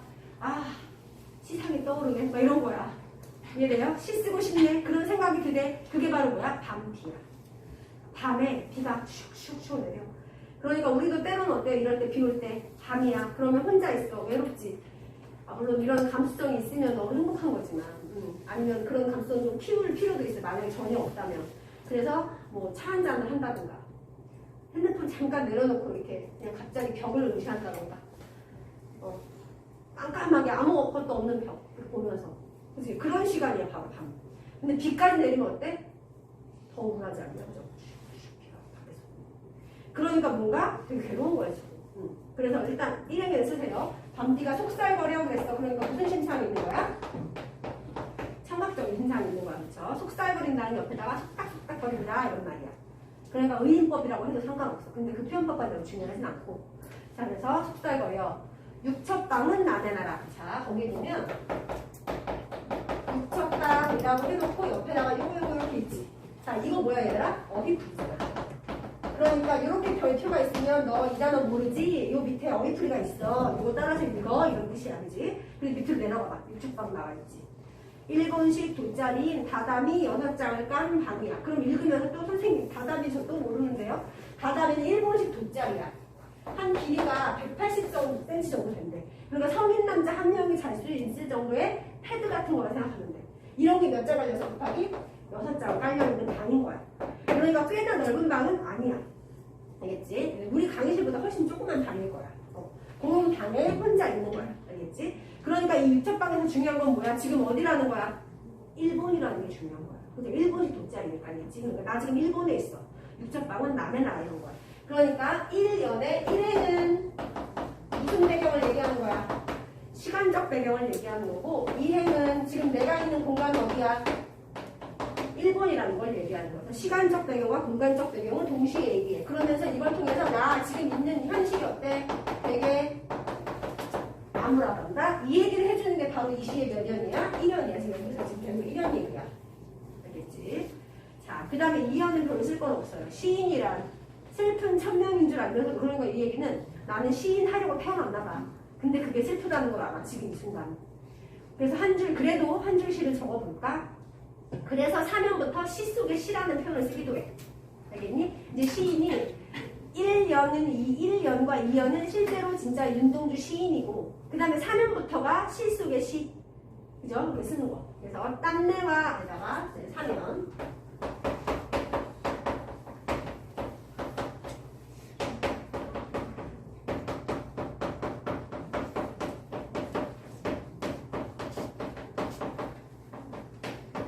편하게 유학생활 하는 거야. 자기가 알바한 거 아니고 부모님이 붙여주신 돈이요. 그걸 여기 땀내와 사랑내를 한 거야. 땀내와 사랑내 포근히 풍긴. 그래서 여기는 무슨 심상? 여기는 땀 냄새잖아, 그지? 사랑 냄새가 뭔지는 모르지만, 자, 땀 냄새 거기가 후각적 심상. 그래서 나도 지금 데리러서 여기 의류. 요거 한 글자만 지워줘. 대표하는 거 땀 내는 의류. A는 B. 그래서 A 가족의 사랑이 땀내. 땀내와 사랑내 포근히 품긴 보내주신 학비 봉투를 받아 대학 노트를 끼고 늙은 교수의 강의 들으러 간다. 자, 여기에서 사연. 대학 노트는 큰 의미는 없고 중요한 건 누구? 늙은 교수. 자, 우리가 고등학교 때든 중학교 때든 좋아하는 선생님 스타일이 있어요. 누굴까요? 젊은 교생 선생님. 학교에 예를 들어서 예쁘고 잘생긴 교생 선생님이 왔대. 그럼 어때? 선생님 우리 보조사님이면 좋겠다. 막 이러면서. 왜냐면 대학생이니까 어때? 나랑 대화도 엄청 잘 통하고 왠지 형우 누나 언니 오빠 해도 될 것 같고 이러면서 공감대도 되게 많은 것 같고 해서 되게 좋았단 말이야. 그런데 1학년 때 처음 딱 학교 갔는데 담임선생님이 딱 있는데 내 앞에 내가 보기엔 적어도 한 60은 넘으신 것 같아. 이러면 어떨까요? 일단은 선생님 너무 연세가 많으셔. 이러면서 왜 싫어해? 그럴 수밖에 없다. 물론 엄청 노력을 해서 60대인데도 아이들이랑 대화는 되게 잘 통하고 막 선생님이 요즘에 유행하는 노래도 알고 막 패션도 범상치가 않고 막 이러면 또 다르지 이야기가. 그런데 대부분 이런 늙은 교수는 어떤 삶을 살까요?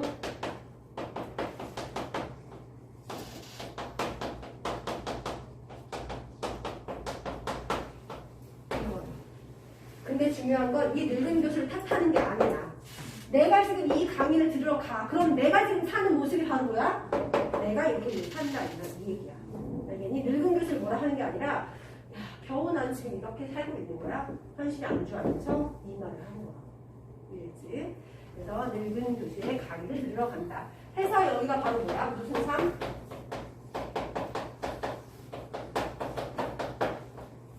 무기력한 삶. 현실 개혁 의지가 없어. 그렇지? 그래서 지금 자신의 삶에 대해서 뭐야? 회의를 갖는 거야. 나 이렇게 살아도 될까? 왜냐면 자 같은 시대에 윤동주 말고 동시대에 저항시인이라고 불리는 사람이 또 한 명 있어요. 혹시 그 사람 이름 아는 사람? 숫자입니다. 원래 이름은 이원록이에요. 근데 원록이라는 이름 빼고 교도소에 들어갔을 때 죄수번호가 있었어. 그 번호가 264번 264.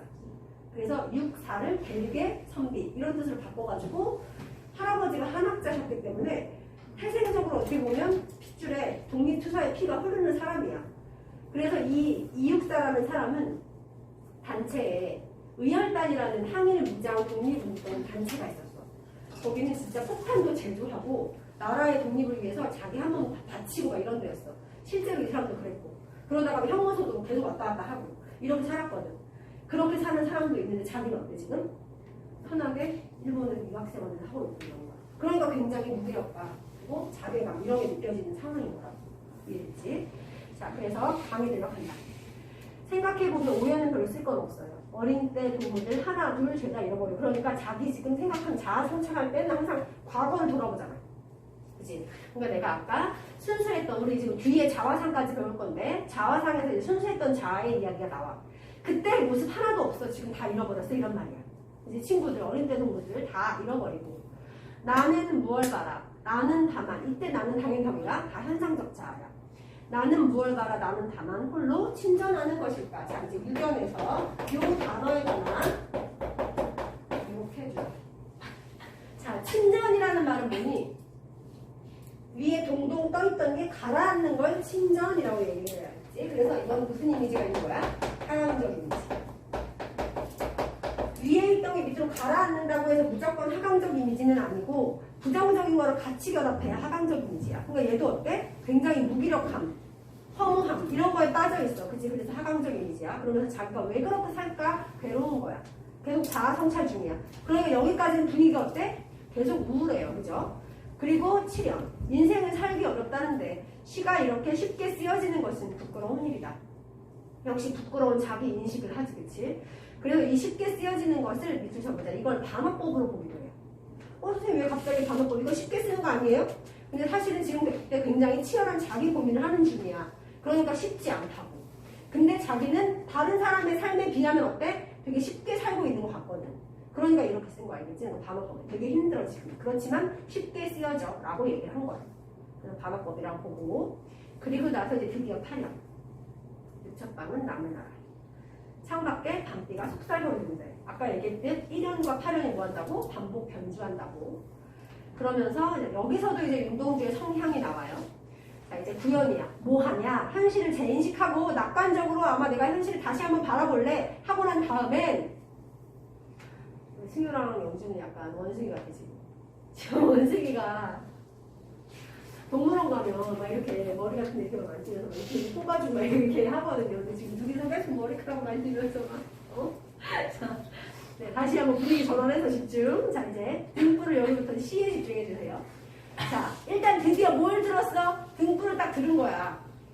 그죠? 등불을 밝혀 어둠을 조금 내몰고. 아, 여기서 조금 아쉽지 않냐, 얘들아? 아까 잎새에 있는 바람에 괴로워했던 그 윤동주야. 그러니까 우리 같으면 등불을 밝혀 어둠을 확 내몰고 이렇게 쓰지 않았을까? 그치? 근데 어둠을 조금 내몰고 이렇게 썼어요. 좀 아쉬워, 그지? 어쨌든 의지가 있는 거야. 지금 이 어둠은 당연히 뭐니까? 일제강점기니까. 그러니까 나도 한번 그래 이제 움직여 봐야겠다 이거야. 그래서 조금 내몰고 시대처럼 올 아침을 기다리는 최후에다. 시대처럼 올 아침. 선생님 이거 말이 좀 어려운데요? 아침이 시대처럼 온다니 이게 뭔 말일까요? 뭘까요? 당위성이야. 꼭 오고야 만다는 거야. 아침이.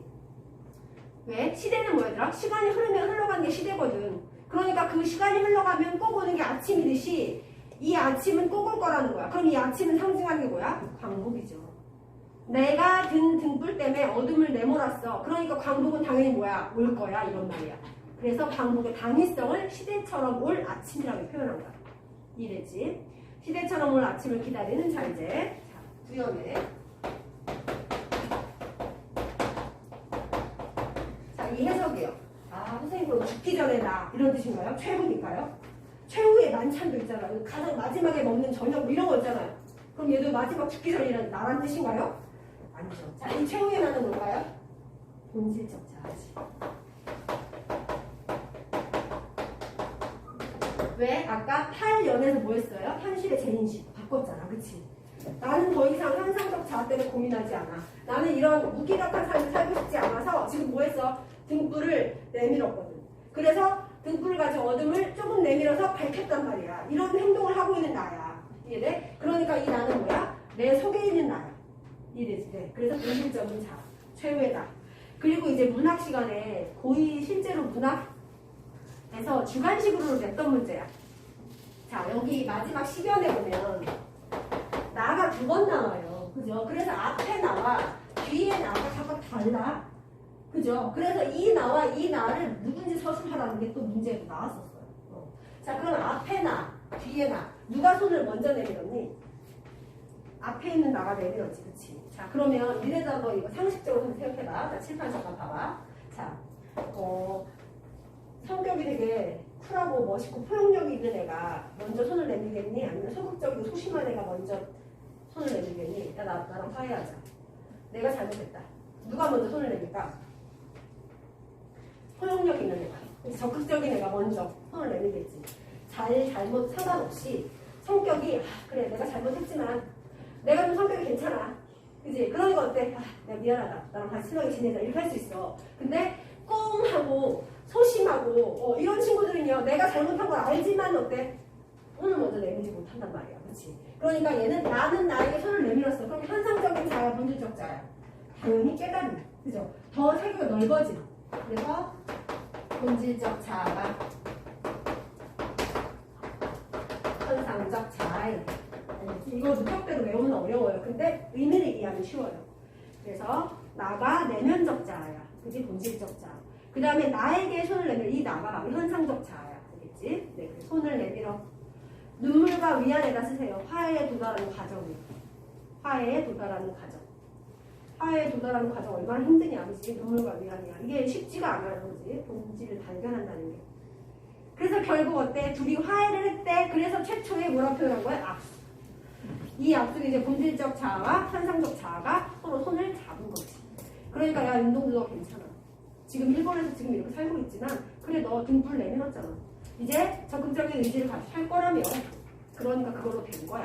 이렇게 자기를 인정한 거야. 이해됐니? 그러니까 얼마나 고뇌를 통해서 자기를 발견한 거야. 알겠죠? 자, 이제 문제 풀어볼게요. 1번하고 자, 3번은 8연이야, 그지? 자, 이제 4번 풀어보세요. 얘도 어렵지 않아, 문제는.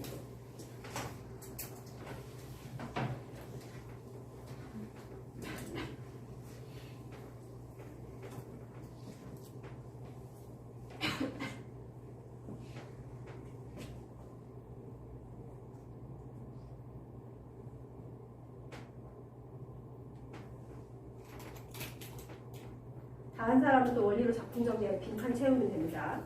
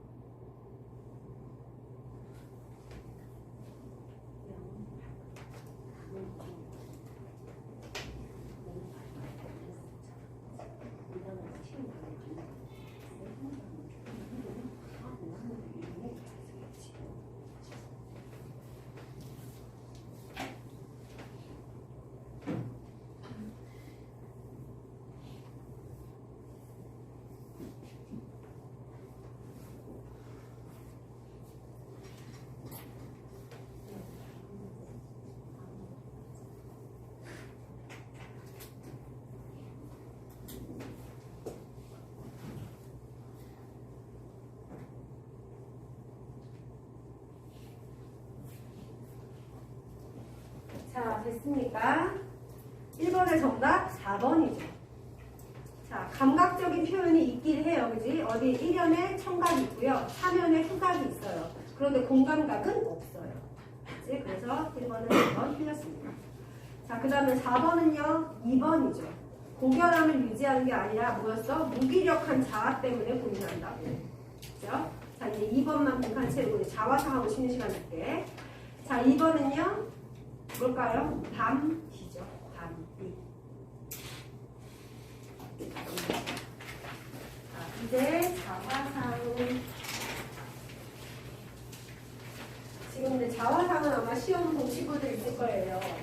영생도 자화상 시험 범위에 들어갔고, 대평도 자화상이 아마 시험 범위에 들어가는 걸로 알고 있어요. 그죠? 복습하는 거. 다시 의미를 한번 생각해봐. 그리고 4번, 이건 수능에 2011년 수능에 나왔어. 수능에 나왔던 문제 4번이야. 수능에 나왔던 문제를 한번 먼저 보자. 자화상은 1941년 문우에는, 그러니까 잡지야, 우물 속의 자상화라는 제목으로 게재되었다. 게재가 실렸다. 이 제목에서는 우물과 그림이 부각되어 있다. 상징적 관점에서 볼 때 우물은 자신의 모습을 투영이 어려워요. 비춰본다고. 자신의 모습을 비춰볼 수 있는 사물이고 하늘을 향해 열려있는 동굴이며 그 동굴의 원형은 원래 모습인 모태고요. 엄마 뱃속. 모태를 떠올리게 하는 공간이다. 이 점에서 보면 이 시에서 우물 속의 자상화는 자신의 존재에 대한 화자의 인식과 태도를 가층적으로 담아내고 있는 그림이다. 아, 그러니까 뭐야? 우물을 통해 자아를 본다. 이런 얘기구나. 그지? 말은 어렵지만. 자, 그럼 이제 자화상이나, 여기에는 자상화라고 나왔어. 근데 우리가 배우는 건 자화상이야. 자화상은 뭐야? 자기가 자기 자신을 그린 그림이라는 의미야. 그지? 자, 그럼 이제 빠르게 한번 읽어볼게요. 산 모퉁이를 돌아 눈가 외딴 우물을 홀로 찾아가서 가만히 들여다봅니다. 우물 속에는 달이 밝고 구름이 흐르고 하늘이 펼치고 파란 바람이 불고 가을이 있습니다. 그리고 한 사나이가 있습니다. 어쩐지 그 사나이가 미워져 돌아갑니다. 돌아가다 생각하니 그 사나이가 가엾어집니다. 도로가 들여다보니 사나이는 그대로 있습니다. 다시 그 사나이가 미워져 돌아갑니다. 돌아가다 생각하니 그 사나이가 그리워집니다. 우물 속에는 달이 밝고 구름이 흐르고 하늘이 펼치고 파란 바람이 불고 가을이 있고 추억처럼 사나이가 있습니다. 그래서 이 시가 쉬운 것 같으면서도 은근하게 어려운 것 같아요. 그게 바로 자화상이다. 자, 이제 한번 보자. 산 모퉁이를 돌아 물가 외딴 우물을, 자, 일단 우물에다 먼저 쓰고 시작할게요. 알죠? 배운 사람 뺀지.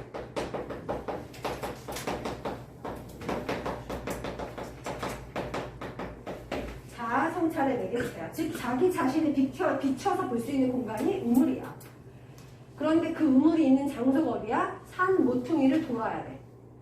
그리고 논가에 있어. 그리고 외딴 우물이야. 그러니까 이건 뭘까? 나 혼자만 있고 싶어 이런 얘기야. 그것도 친구랑 같이 찾아가지 않고 홀로 찾아갔단 말이지. 그죠? 그래서 가만히 들여다보는 거야. 그럼 이게 바로 뭐예요? 자아성찰한다 이런 말이야. 알겠지? 나를 생각한다. 우물에 비친 나를 한번 쭉 생각해본다 이런 말이라고. 자아성찰. 자, 그래서 이제 우물을 봤어요.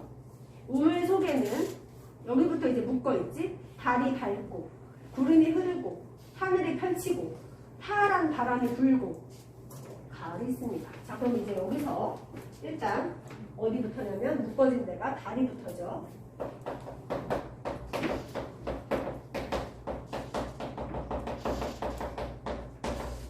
여기까지 이제 묶어 있어요. 여기에 운율 형성 요소.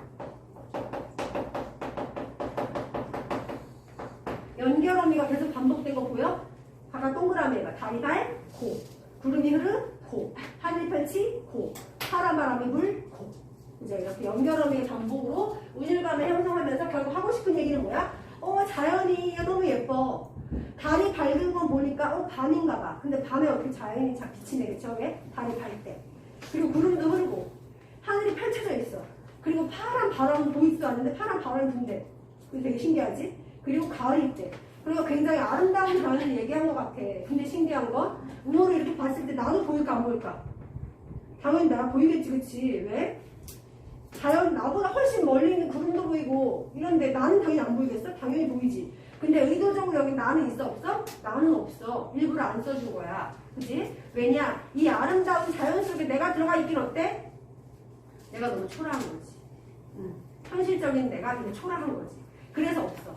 거기서 거기 쓴 게 사나이의 모습과 대비됐다고 써있잖아. 그치? 그래서 이건 따로 여러분 필기할 필요 없고요. 자, 그다음 표현법만 하나 써봐. 연결어휘 반복. 열거복지. 그치? 쭉 아름다운 자연을 나를 써보세요. 열거법. 자, 그리고 거기 하나만 해. 파란 바람에다가 하나만 필기해보세요. 여기에는 무슨 증상이 쓰인 거야? 공감까지 쓰인 거지. 그치? 자, 왜요? 이 바람은 뭘까? 촉각이야. 그런데 그 촉각을 눈에 보이는 색깔. 그치? 파란이라고 얘기했어. 그러니까 뭐야? 촉각의 시각화가 되는 거야. 그리고 실제로 파란은 파란이라고 하지 파란 안거리가 여기에 뭐로 쓰였어? 일단 시적 활용으로 쓰였어. 그리고 굉장히 아름다운 자연의 모습을 얘기했어. 어디에 비친? 우물에 비친. 근데 나는 초라해. 그죠? 지금 이런 상황이야. 그래서 3이연이에요. 그리고 한 사나이가 있습니다. 이랬어. 자, 이 사나이는 뭘까?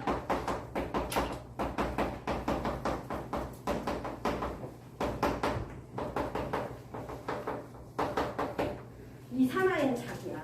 그치? 왜? 제목이 자화상이거든.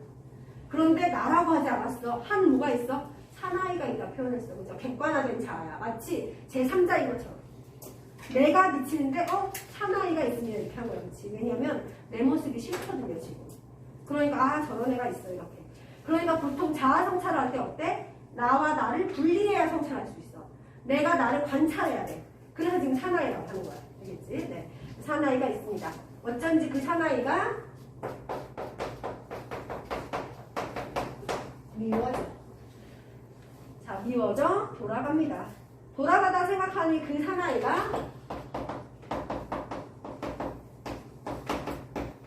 잘 없어집니다.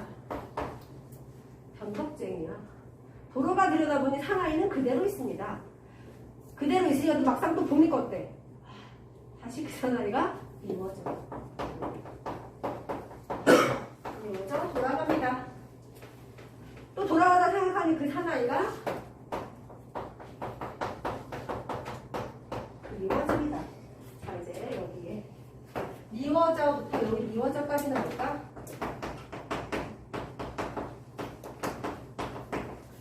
쟤 참 딱하네. 안 됐네. 이런 거야. 그치? 미워. 근데 불쌍하네. 가엾어. 근데 다시 미워. 그치? 그런데 얘는요.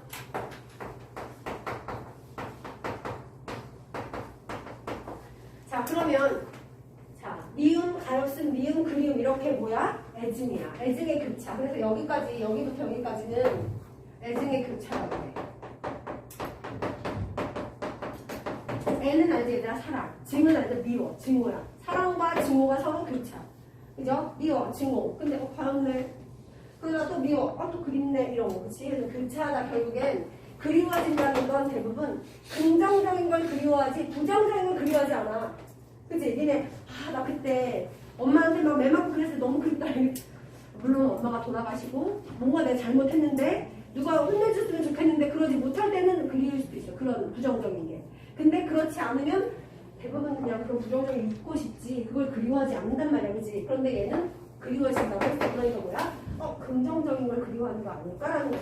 그래서 이게 자연스럽게 어디로 연결돼? 유견으로 연결되는 거야. 자, 그리움의 대상이 어디에 나오니까? 유견에 나오니까. 됐지? 이제 보자. 자, 이현과 유견 이제 필기해야죠.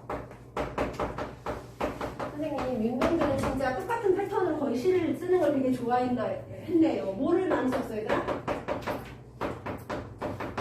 아까 방금 쉽게 쓰여진 시에서도 1연과 8연을 반복 변주했어. 그치? 근데 이 자화상에서도 2연과 6연이 반복 변주되잖아. 이게 똑같이. 자, 그럼 보자. 우물 속에는 달이 밝고, 선생님, 얘는 2연이랑 똑같은데요? 구름이 흐르고, 하늘이 펼치고, 파란 바람이 불고, 가을이 있고, 여기까지 똑같았다가, 뭐만 달라졌어?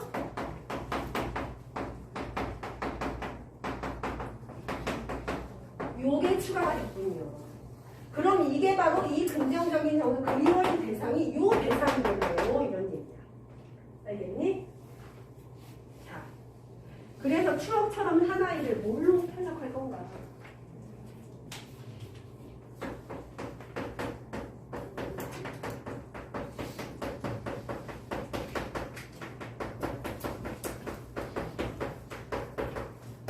이런 거야. 과거에 순수했던 자아인 거야. 아, 그래, 너 어렸을 때 굉장히 착하고 깨끗하고 맑았던 소년이지 않니? 그 모습이 어때? 그리워집니다. 그러니까 쉽게 쓰여진 시처럼 얘도 어때? 그래, 과거에 나 순수했던 때가 있었어. 그러니까 나 괜찮은 녀석이야. 라고. 그죠? 자기 자신을 미워하고 싫어하고 미워하고 싫어했지만 결국에 어때? 그래도 괜찮아. 라고 자아성찰하는 내용의 시인이야. 이해했니? 자, 그래서 결국에는 얘를 또 뭐로 봐? 이연에는 없었던 추억처럼 사나이가 하나가 조금 들어갔어. 그래서 얘는 무슨 법으로 넣느냐? 점층법으로도 봐요. 사나이가 있습니다. 까지. 그죠? 그래서 자아성찰은 괴로웠지만 어때? 그래도 결국 괜찮아. 순수했던 과거가 나한테도 있으니까 이렇게 자아성찰의 결론을 맺을 수 있었어요. 자, 그럼 이제 1번을 한번 풀어보세요. 그리고 4번 2, 3은 나랑 같이 하자. 그리고 나서 이제 쉬는 시간 줄게요.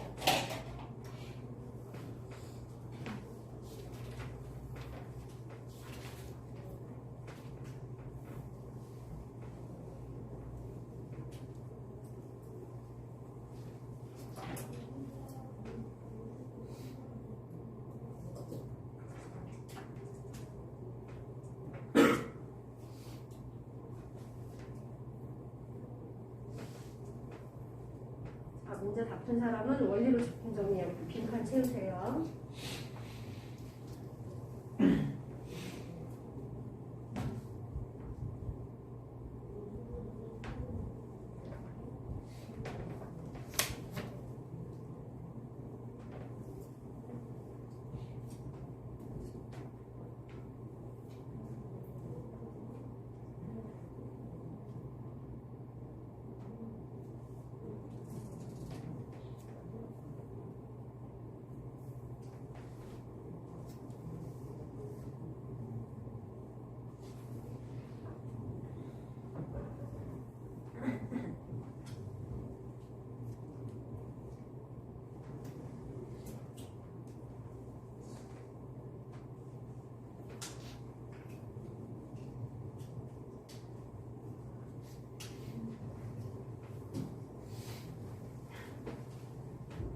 자, 됐습니까?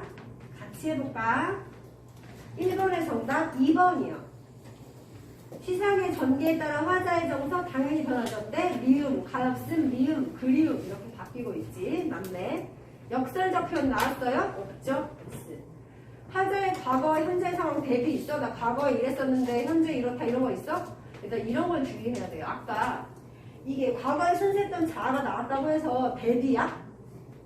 그죠? 이렇게 생각하면 안 돼요. 그죠? 이건 대비가 아니라 과거에 순수했던 모습이 있었기 때문에 내가 자아를 이해하고 받아들이기로 한 것 뿐이야. 대비한 적 있어요? 없단 말이지. 그러면 추억처럼 사나이가 있으면 현재의 모습은요? 그죠? 없잖아요. 그래서 지금은 발견했을 뿐 끝이잖아.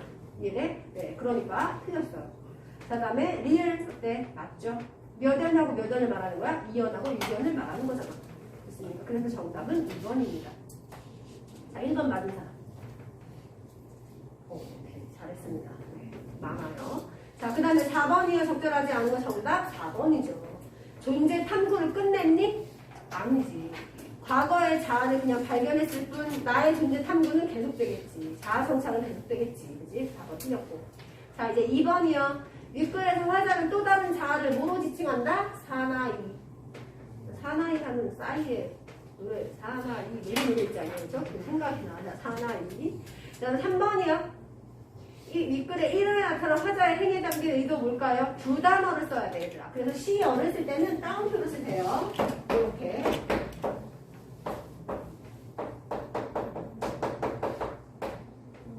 홀로, 가만히, 의, 태도에서 자신을 객관적으로 성찰하고자 하는 의도를 알 수 있다. 홀로, 가만히, 의, 태도에서. 홀로, 가만히, 의, 태도에서 자신을 객관적으로 성찰하고자 하는 의도를 알 수 있다. 홀로 가만히 태도에서 자신을 객관적으로 성찰하고자 하는 의도를 알 수 있다. 의도를 알 수 있다. 됐습니까? 여기까지죠. 얘들아, 오늘 타임어택 해야 되는데 오늘 타임어택 깜빡하고 안 갖고 왔어요. 오늘 다 인마 일단 꺼내보세요. 타임어택. 타임어택. 자, 우리 반 다 잘 가져왔네. 오케이. 자, 지금 시간 혹시 몇 시간이고?